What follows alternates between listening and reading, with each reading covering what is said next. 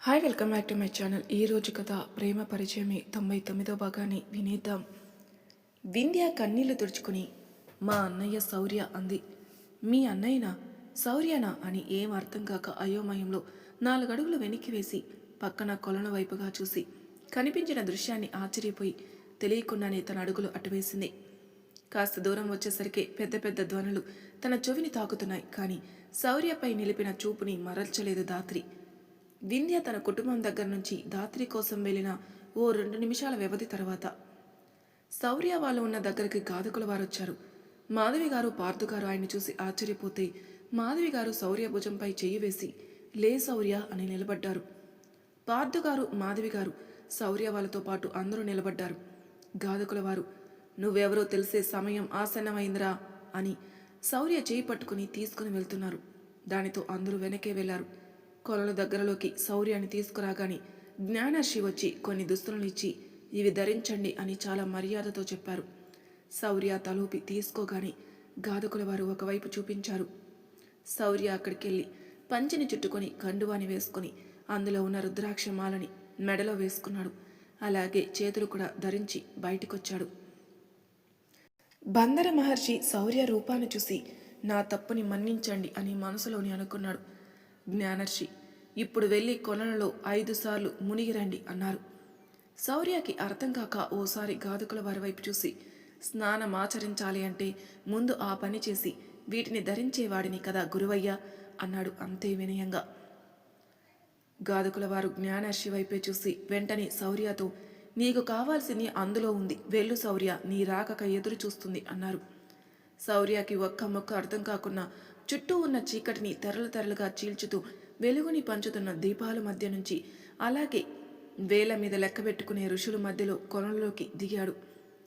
ఇక్కడ కొంతమంది కాషాయపు రంగు దుస్తులు ధరిస్తే ఇంకొంతమంది పసుపుకి దగ్గరలో ఉన్న వర్ణంలో ధరించారు. అఘోరాలు కూడా ఉన్నారు. వాళ్ళందరిలో ఒక్కటిగా ఉంది ఆ దేవదేవునిపై అభిమానం. పొడవాటి జుట్టు, నుదుటిన 3 అడ్డగీతలు. శౌర్య కొలంలోకి దిగగానే శౌర్య వాసన పసిగట్టిన సర్పం ఒక్కసారిగా తల 40 అడుగుల ఆకారాన్ని మార్చేసి మామూలు పాములా పైకి లేచి ఎప్పటిలానే తన తోకతో కొలంలో ఉన్న తామర పూలను విసురుతూ మెట్లపై పరిచింది. అక్కడున్న మహాసాధువులంతా జరగబోయే దానికోసం ఎదురుచూడడంతో అంతా ఆశ్చర్యానికి గురి కాలేదు. కానీ శౌర్య కుటుంబానికి ఏం అర్థం కాలేదు. ఓ పక్కన నిల్చుని ఉన్నారు. చుట్టూ ఉన్న జనం అలా చూస్తూ ఉన్నారు. అంతలో శౌర్య 2 మునకలు వేశాడు. 3వ మునక వేసి పైకి లేచే సమయానికి తన మెడకి ఆ నల్లని సర్పం చుట్టుకొని ఆనందంగా చూడసాగింది. మాధవి గారు అది చూసి శౌర్య అని వెళ్ళబోతే గాధకుల వారు ఏం కాదమ్మా చూడు అన్నారు. శౌర్య అసలు ఏమీ కాలేదన్నట్టు తన్ని తాను చూసుకోకుండా మరో 2 మునకలు పైకి వేసి రాబోయాడు. ఆ క్షణం తన మెడని చుట్టుకున్న సర్పాన్ని చూసి దానివైపు అలా చూస్తుండిపోతే అదే తనకి రాజదర్పం అన్నట్టు సర్పం స్వచ్ఛంగా చూస్తూ ఉంది. ఇక జ్ఞానర్షి చేతులు పైకి పెట్టి హరహర మహాదేవ శంభో శంకర అన్నారు. తాము చూడాలనుకున్న దర్శనం ఎన్నాళ్ళ తర్వాతనో కలిగిన దర్శనం అది. అక్కడున్న ఋషులు, సాధువులు, మునులు, అఘోరాలు అందరి కళ్ళు నిండిపోయాయి. అందరి గొంతున ఒక్కటిగా ఆ సర్వేశ్వరుని నామం పలుకుతుంటే చుట్టూ ఉన్న వారికి తెలియని పులకింత. ఆ శబ్ద ధ్వనులు గుడి నలుమూలలు చేరుకున్నాయి. అవే ధ్వనులు శౌర్యాన్ని చూసి ఆ వైపుకి వస్తున్న దాత్రిని చేరాయి. గాధకుల వారు శౌర్య వైపు చూసి రా అన్నారు.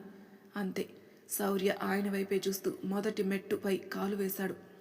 అంతే, అక్కడున్న అఘోర తన చేతిలో ఉన్న త్రిశూలంని అక్కడున్న మెట్టు మీద వేసి కొట్టి చిన్న శబ్దం చేయగానే ఆ త్రిశూలంని ఇంకో చేత్తో పట్టుకుని శివ శివ శంభో హరహర శంభో అని గట్టిగా అరుస్తూ పైకి చూసి వెంటనే తల పక్కకి తిప్పి అక్కడున్న సాధువుల వైపు చూడగానే వాళ్ళు విభూతి చల్లారు శౌర్య వైపు. దానితో అక్కడున్న అందరూ అఘోరాలు కూడా తమ త్రిశూలంతో చిన్న శబ్దాన్ని చేస్తూ ఇంకో చేతికి తీసుకుంటూ హరహర శంభో శివ శివ శంభో హరహర శంభో శివ శివ శంభో శివ శివ శంభో హరహర శంభో అని నామాన్ని గద్గద స్వరాలతో మనసు పులకించేలా అరుస్తూ ఉంటే చుట్టూ ఉన్న జనాలు అందరూ భక్తి పారవస్యంలో శౌర్యకి నమస్కారం చేశారు. దూరాన ఉన్న వ్రత ప్రదాలు కనులు తెరిచి మరీ వీక్షించారు. శౌర్య మెట్లపైకి వెళ్తున్నప్పుడు తన పాదాల్ని అంటడానికి ప్రతి పద్మం ప్రయత్నిస్తుంటే తన కాళ్ళని తాకిన పద్మం మాత్రం పరవశించి పరవశం చెందినట్టు చిన్న మెరుపుని అత్తుకుని సూర్యకిరణాలు లేకున్నా విచ్చుకుంది. దాత్రి సర్పాన్ని హారంగా చేసుకున్న శౌర్యాన్ని చూసి ఆశ్చర్యపోయి వస్తుండగా దాత్రి చెవులకి ఆ వింత ధ్వనులు తాకాయి.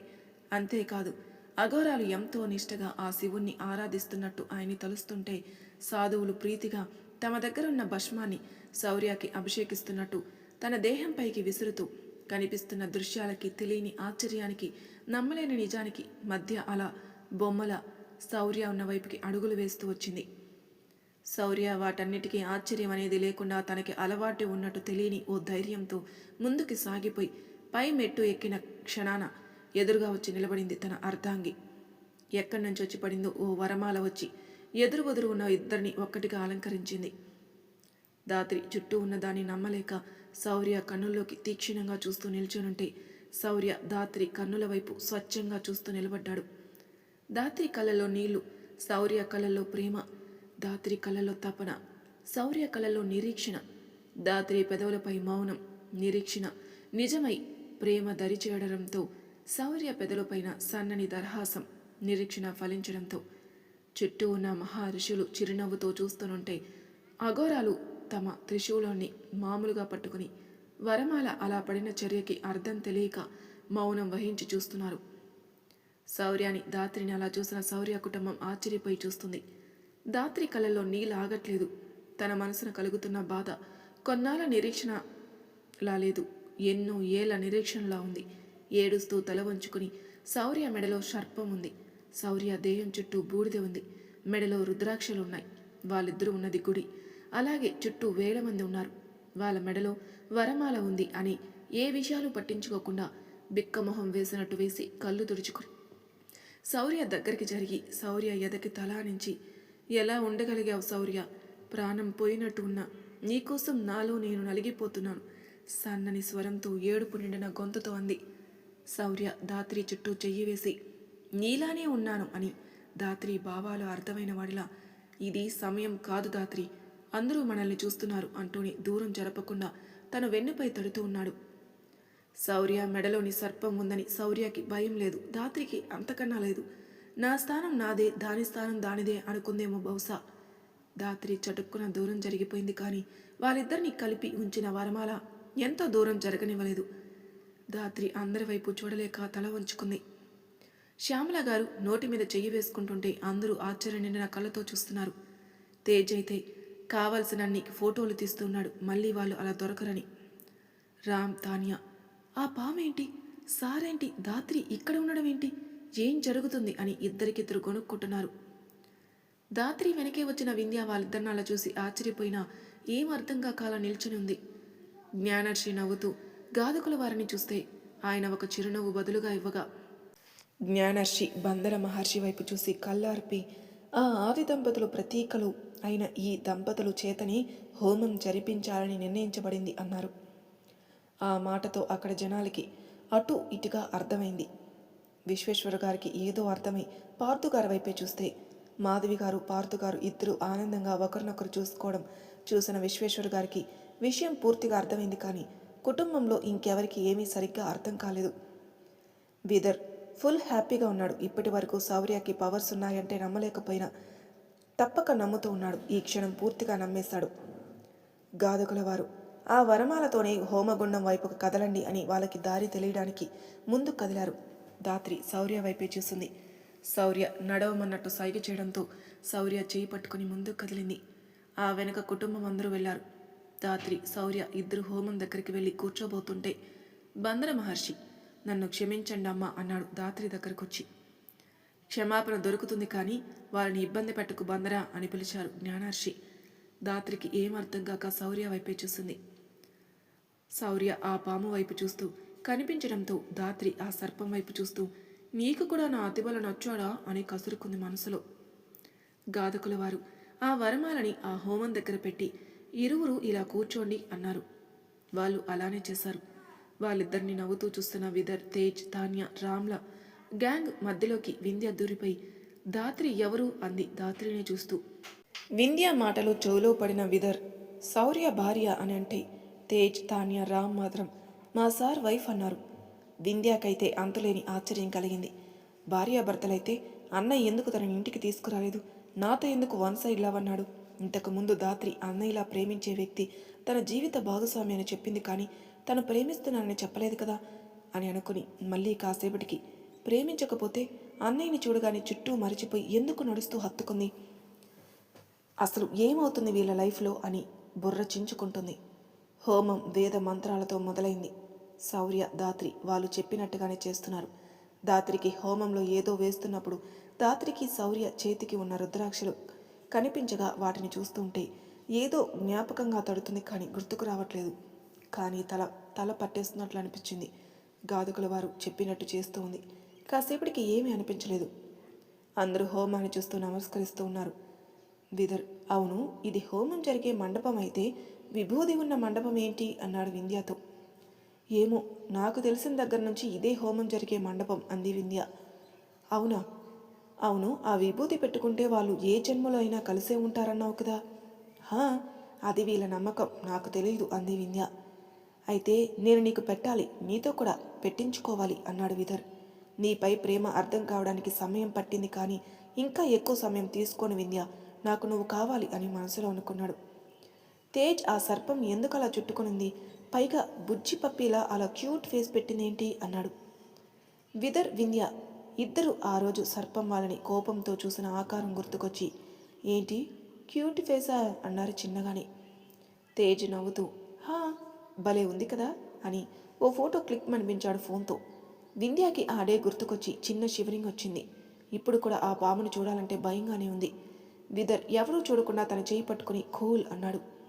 ఓ 2 గంటల వరకు హోమం దిగ్విజయంగా కొనసాగిపోయింది. చుట్టూ ఉన్న ఋషులు గొంతు నుంచి ఒక్కొక్కట వస్తున్న వేద మంత్రాలు ఆ హోమానికి వివరించలేని అందమనే చెప్పచ్చు. హోమం పూర్తయ్యాక గాధకుల వారు, నీ చేత్తో హోమంలోని భస్మాన్ని కొద్దిగా తీసుకొని ఆ సర్పం తలపై పొయ్యి శౌర్య. శౌర్య తలూపి అలానే చేశాడు. ఆ మరో నిమిషం ఆ సర్పం కొత్త జీవం పూసుకున్నట్టు అనిపించింది. వెంటనే శౌర్య మెడ మీద నుంచి దిగి శౌర్యకి నమస్కరించినట్టు తల వంచి అక్కడి నుంచి నెమ్మదిగా కొలంలోకి వెళ్ళిపోయింది. శౌర్య, దాత్రి దానివైపు అలా చూస్తూ ఉన్నారు. అందరూ కూడా అది వెళ్లే వైపు చూస్తూ ఉంటే గాధకుల వారు హోమం పూర్తయింది అన్నారు.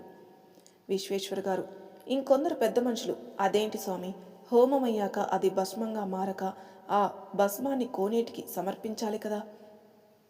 అది ఇప్పుడు అవసరం లేదు. ఈ భస్మాన్ని ఈ దేవాలయానికి వచ్చే భక్తులకి ఇవ్వండి, సకల ఆరోగ్యంతో జీవిస్తారు అని చెప్పి చుట్టూ ఉన్న వాళ్ళ మొహాన్ని చూసి తేడా రానివ్వకుండా మామూలుగా మాట్లాడుతూ, అందరిలోనూ దైవత్వం ఉంటుంది, వీరిరువురిలో ఇంకొద్దిగా ఇమిడి ఉంది, అందుకే ఇలా జరిగింది, అంతేకాని వీళ్ళు దేవుళ్ళని కాదు అన్నారు గాధకుల వారు. దానితో చుట్టూ ఉన్న వాళ్ళలో వాళ్ళు మాట్లాడుకుంటూ ఉంటే గాధకుల వారు, ఏమ్మా మాధవి, మీ కుటుంబ సమక్షంలో నీ కొడుక్కి కోడలికి మళ్ళీ పెళ్లి చేయాలనుకున్నావు కదా, ఇది శుభగడియే. మీ కుటుంబ సభ్యులు ఇక్కడే ఉన్నారు, పైగా మేమందరం కూడా ఇక్కడే ఉన్నాం, మా ఆశీస్సులు వద్దంటావా? మాధవి గారు, అయ్యో గురువు గారు, నా కొడుకు ఈ లోకంలోకి వచ్చేటప్పుడే సహాయపడింది మీరు, వాడికి పేరు పెట్టింది మీరే, వాళ్ళ పెళ్లి చూడాలని ఆశపడితే నేనెందుకు కాదంటాను? ఎలాగో అత్తయ్య మావయ్య నా కుటుంబం అంతా ఇక్కడే ఉంది, కానీ నల్లపూసలు లేవు అన్నారు సంశయంగా. గాధకుల వారు నవ్వి, దానికోసం ప్రత్యేకంగా ఒకరు వచ్చారులేమ్మా అన్నారు. ఎవరు వారు అర్థం కాకుండా చూస్తే గాధకుల వారు, తల్లి భీష్మదా అన్నారు. యవ్వన వయసురాలు, కానీ కుర్రలను ఓ పక్కకి మూడేసి ముక్కుకి ఓ పక్కన ముక్కెరతో నుదుటిన ఎర్రటి రవికిరణంలా వెలిగిపోతున్న సింధూరంతో పసుపు పచ్చని చీరలో ఎదురుగా వచ్చి నిలబడింది. దాత్రి తనని చూడగానే పైకి లేచింది. భీష్పద ఒక చిరునవ్వు బదిలిచ్చి అందరికీ నమస్కారం చేసి తన చీర కొంగున కట్టి ఉన్న నల్లపూసల ముడి విప్పి శౌర్య ముందు తీసుకోమని పెట్టింది. గాధకుల వారు తీసుకోమన్నారు. శౌర్య తీసుకోగానే భీష్పద వెనక్కి నడుస్తూ వెళ్ళి నిలబడితే దాత్రి తననే చూస్తూ మళ్ళీ శౌర్య పక్కన కూర్చునిపోయింది. అందరూ ఆశ్చర్యంగా చూసినా పెద్దగా పట్టించుకోలేదు. గాధకుల వారు, అమ్మ అనుజ్ఞ అయ్యే వచ్చావా తల్లి అని అనగా, అమ్మ శక్తి ఆశను తీర్చడానికి వచ్చాను అని అంది దాత్రి వైపు చూస్తూ. పార్థుగారు వాళ్ళ అమ్మ నాన్న చేతులు పట్టుకుని, కొన్ని అనుకోని కారణాల వల్ల వాళ్ళిద్దరికీ ఏనాడో పెళ్ళైపోయింది. మీ చెంతకి వచ్చేటప్పుడు దాత్రి మాతో లేదు, క్యాంపుకని వెళ్ళింది. తను వచ్చాక వివరించాలని మీ అందరి సమక్షంలో మీ ఆశీస్సులతో ఏ ఆడంబరం లేకుండా జరిగిన వాడి పెళ్లిని మళ్ళీ చేద్దామనుకున్నాను నాన్న, కానీ ఇప్పుడు ఇలా అన్నారు. మాధవి గారు కూడా అవును మావయ్య అన్నారు. దైవదీనం ఎలా ఉంటే అలానే జరుగుతుంది కదా మాధవి, మాకేం అభ్యంతరం లేదు అన్నారు విశ్వేశ్వర్ గారు. యామిని దామిని మాధవి గారి వైపు సంతోషంగా చూస్తే నందావిహార్ నందగోపాల్ పార్థు గారి వైపు చూశారు. శ్యామల గారు పార్థు గారి తలపై చెయ్యి వేశారు. శౌర్యతో మళ్ళీ పెళ్లి అని ఆలోచన దాత్రికి తెలియని ఆనందాన్ని ఆశ్చర్యాన్ని ఇస్తుంది. కళ్ళల్లో తెలియని వింత కాంతి వచ్చి చేరింది.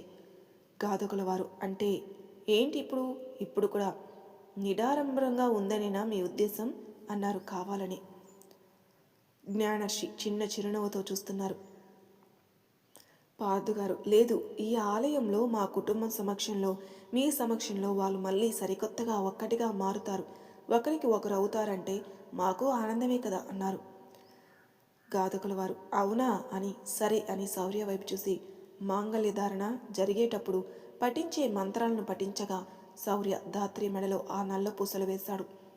అవి ఒకప్పుడు ఏనాటికైనా శౌర్య చేత వేయించుకోవాలని స్వయంగా ధాత్రినే కూర్చుకున్న నల్లపూసలు. శౌర్య నల్లపూసలు వేయగానే భీష్పద అక్కడి నుంచి మాయమైపోయింది. ధాత్రి ఆ నల్లపూసలను ప్రేమగా తాకుతూ వాటిని తాకుతుంటే కలుగుతున్న తృప్తికి శౌర్య మరోసారి అంతమంది ముందు నువ్వు నా మనిషివి అనే హక్కుని కలిగిస్తుంటే చెప్పలేని భావాలని మోస్తూ ఆ నల్లపూసలు తెచ్చిన భీష్పద వైపు చూసేసరికి తనక్కడ కనిపించలేదు. ఆశ్చర్యపోయి చుట్టూ చూసింది. ఋషుల చేతుల్లోకి పూరేకులు ఎలా వచ్చాయో ఎవరికీ తెలియదు, కానీ వాళ్ళు వాళ్ళ దీవెనలు కురిపిస్తే గుడి పంతులు గారు అప్పటికప్పుడు విశ్వేశ్వర గారి కోసం అక్షంతలు కలుపుకొచ్చారు. వాళ్ళందరూ కూడా ఆశీర్వదించారు. అలా వాళ్ళు వాళ్ళ ఆశీస్సులు తెలుపుతుండగా జ్ఞానర్షి అందించిన మట్టి పిడతలోని కుంకుమని శౌర్య తీసుకుని తన ప్రేమనంతా తెలిసేలా ధాత్రి పాపిటిన సున్నితంగా హక్కుగా అద్దాడు. గాదకుల వారు ఇద్దరూ లేచి హోమం చుట్టూ 7 అడుగులు వేయండి అన్నారు.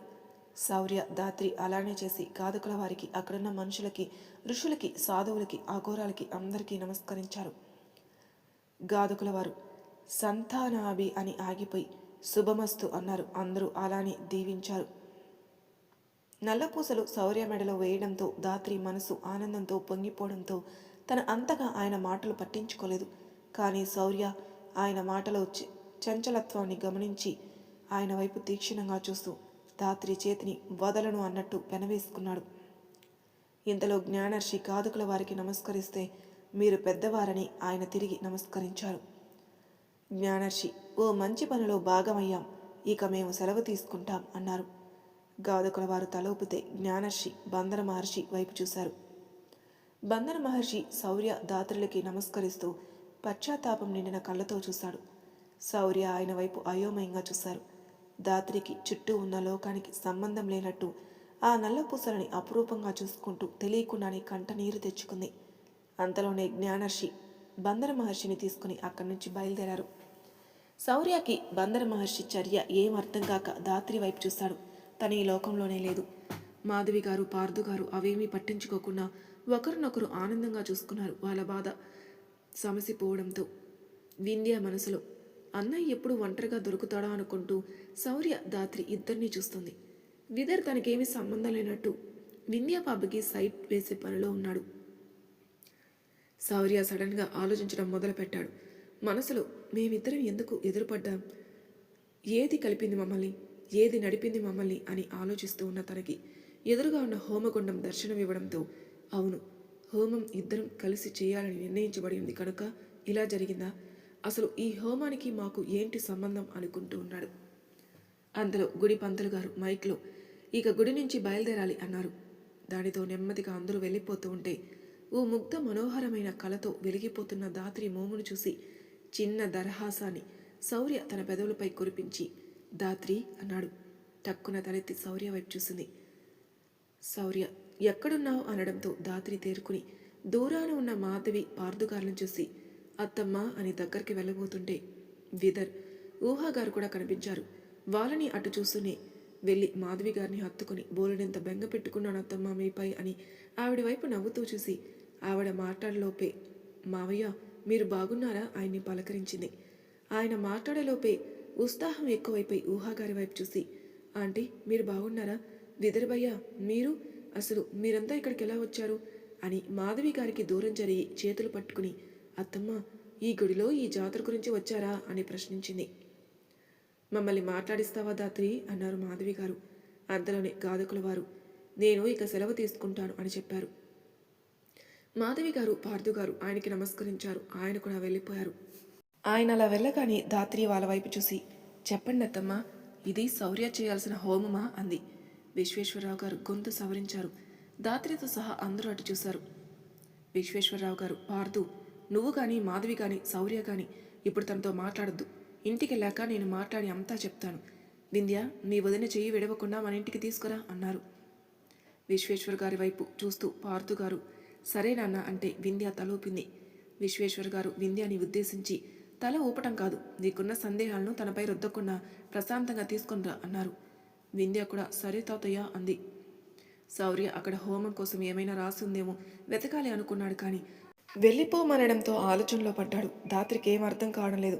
ఆలోచిస్తే అర్థమయ్యేదేమో, కానీ వీళ్ళెవరు, ఇప్పటి వరకు లేనివారు ఇప్పుడు ఎలా వచ్చారు అని ప్రశ్నించుకుంటూ అయోమయంలో ఉంది. అందరూ అక్కడి నుంచి కదలబోతుంటే దాత్రి హే తేజ్, తాన్య, రామ్ మీరు వచ్చారా అంది. వాళ్ళు కూడా తలూపారు. మరి తేజ్ కాస్త ఎగ్జైట్మెంట్తో సార్, నువ్వు ఇద్దరూ ఇక్కడికి కావాలనే వచ్చారు కదా దాత్రి అని గుసగుసగా అడిగాడు. అది విన్న దాత్రి అయ్యో తేజ్, నాకు మీ సార్ అంత అవకాశం ఇచ్చారా? ఇక్కడికి వచ్చాక నన్ను చూశాక కూడా ఇంత గ్యాప్ తీసుకున్నారంటే ఏదో ఉందనిపిస్తుంది. తేజ్కి ఒక థాట్ వచ్చి మనిద్దరమే తర్వాత మాట్లాడుకుందామా దాత్రి సీక్రెట్గా అన్నాడు. రామ్, వింధ్య, తాన్య ఒకేసారి సీక్రెట్గానా అన్నారు. చూడు ఎలా వింటున్నారు అన్నాడు. అంతలో విశ్వేశ్వర్ గారు ఏంటి మీ గుసగుసలు, గుడి నుంచి వెళ్ళిపోవాలిక వచ్చేయండి అన్నారు. దెబ్బకి అందరూ అని సర్దుకొని కదిలారు. అందరూ గుడి బయటకు వచ్చారు. శౌర్యని, పార్థు గారిని, మాధవి గారిని ఆయనతో తీసుకుని వెళ్తున్నారు విశ్వేశ్వరరావు గారు. శ్యామల గారు దాత్రిని గమనిస్తూ ఉంటే ఊహా గారు వింధ్య విదరని గమనిస్తున్నారు. వింధ్య దాత్రి చేయి పట్టుకుని తీసుకెళ్తుంటే దాత్రి అసలు మా అత్తమ్మ వాళ్ళు ఇక్కడ ఉండడం ఏంటి, విదరబయ్య ఊహా ఆంటీ కూడా ఇక్కడే ఉండడం ఏంటి, శౌర్య నీకు అన్నయ్య అవడం ఏంటి, అసలు ఈ కథ ఏంటి, తాతయ్య అడగద్దన్నారు అనుకుని ఆగుతుంది. కానీ వింధ్య దాత్రికి మించిన సందేహాలున్నాయి. దాత్రి మాటలు వింటూనే మనసులో అన్నయ్యకి దాత్రికి ఎలా పరిచయం, ఎలా పెళ్ళైంది, అసలు అన్నయ్య విషయం చెప్పకుండా ఎందుకు దాచాడు, గమ్మత్తుగా మా మధ్య తెలియని బంధం ఎలా బలపడింది, దాత్రితో పెళ్ళైపోతే ఇప్పటి వరకు పెద్దమ్మ పెదనాన్న మాకు కోడలుందని ఎందుకు చెప్పలేదు అని ఆలోచిస్తూ ఉంది. దాత్రి సమాధానం చెప్పు వింధ్య అంది. ఇంటికెళ్తే అన్నీ వివరంగా తాతయ్య చెప్తారు, దాత్రి కంగారు పడద్దు అంది వింధ్య.